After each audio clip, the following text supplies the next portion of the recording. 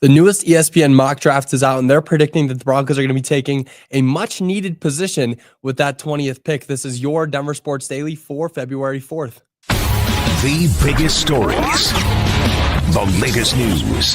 It's Denver Sports Daily.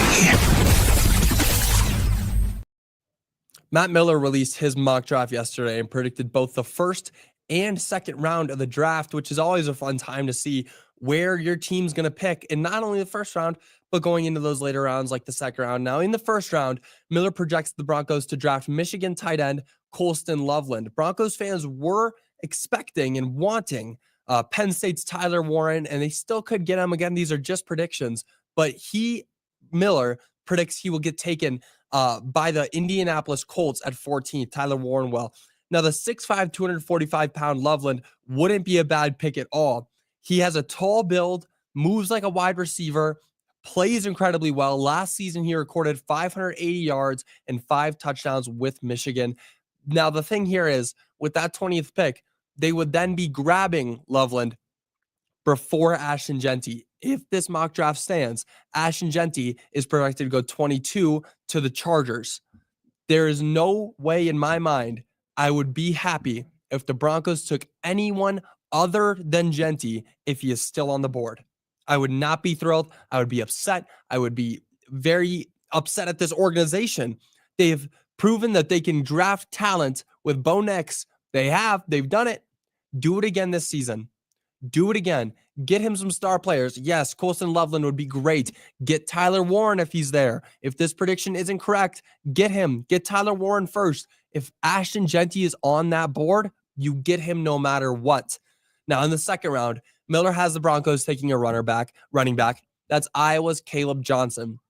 Caleb Johnson is one of the bigger names in the country. Now, with the Broncos' leading rusher, Javonte Williams, being a free agent and no true RB1 on this team, the Broncos should definitely draft a solid back. That's one of the major needs of this team, and getting one in the draft would be huge. Last season, Johnson ran for 1,537 yards and 21 touchdowns. He also added 22 catches for 2 touchdowns.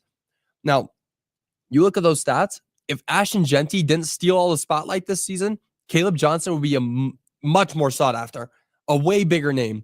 The fact that he's falling into the second round in this projection is crazy. He's great. Caleb Johnson is a great player.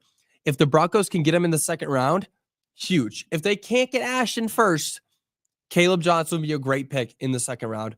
Now, taking 2 skill positions in the first round of the draft would show that the Broncos front office really believes in Bo Nix. They do. They would believe in him. They want to get guys on this team who can make plays, and not only make plays, but open up the playbook. Open up the playbook is the main thing that I've been talking about with this draft. Without a tight end, without a running back, this playbook is very one-dimensional. Get the ball in Bo Nix's hands, have him throw middle of the field.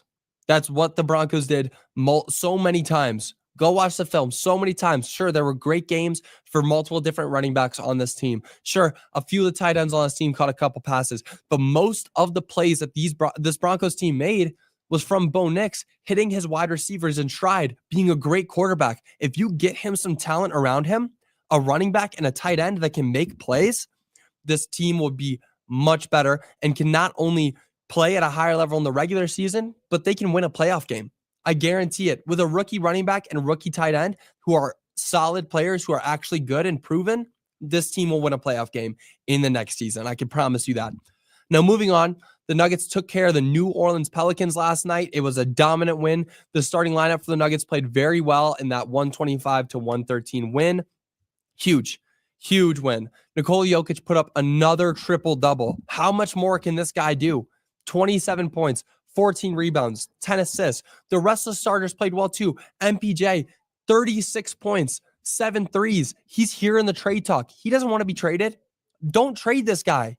There's no reason for MPJ to get off this team if he's performing like this. This is kind of performance that you get paid that money for, man. MPJ, great game from him. Zeke Naji, I didn't think there was going to be a day that I would be talking about how well he played. He got the starting spot after Payton Watson and Aaron Gordon were ruled out for the game, and he played surprisingly well, putting up 12 points and getting defensive player of the game because not only did he grab 5 rebounds, he did very well guarding Zion Williamson. There was one play, I was watching it live. I came down to watch it. It was on TV, and he drove and just immediate dunk. Like he drove from the base or from the wing inside, top of the key, got in there. Great. That's how this guy should play. He's tall and athletic. Use that. Use it, Zeke Naji. I don't want to be here talking about how we shouldn't have extended you. I don't want to be here saying that. But you are going out there and proving that you shouldn't have gotten extended, and then you go out and play like this.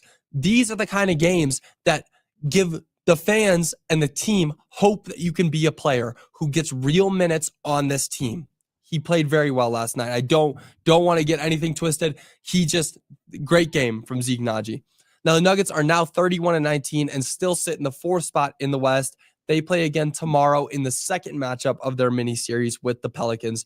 Now the Nuggets, staying on this, they lost 2 key players to injury. Unfortunate.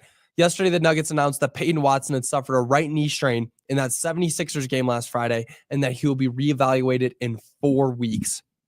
Following that report, the team then announced that Russell Westbrook will miss the Pelicans game last night due to a right hamstring strain. Now, Coach Michael Malone said there's no timeline on Russ's return yet. Now, neither of those players had missed a game this season until Saturday night against the Charlotte Hornets, and both have played a key role in this team's bench success.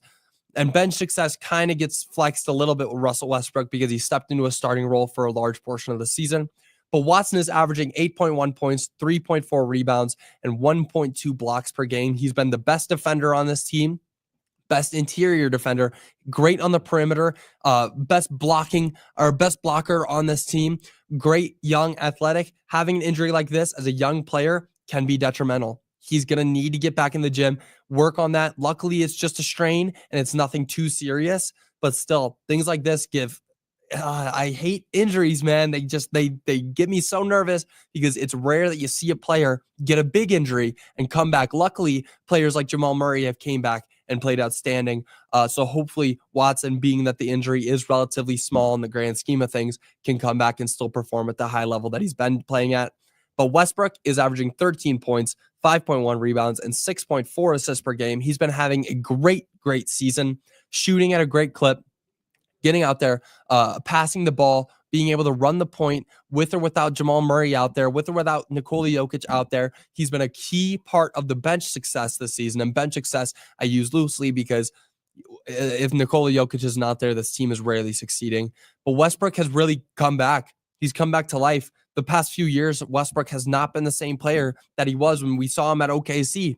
He was not that same player. But coming to the Nuggets, he was able to revitalize himself. So without him, this could be an issue going into the coming weeks, especially going into the All-Star break. This is where things are starting to heat up. Now, without these two players, certain members of the team, such as Julian Strawther and Zeke Naji, will have to step up. And we've already seen it from Zeke Naji and Julian Strawther as well. Last night, he had 15 points. Great play from both of them. That's exactly what this team needs. Hopefully, they can carry that into a good team. They need to be able to go out there and be good teams because the Pelicans, if you're looking at the standings, they are a terrible team.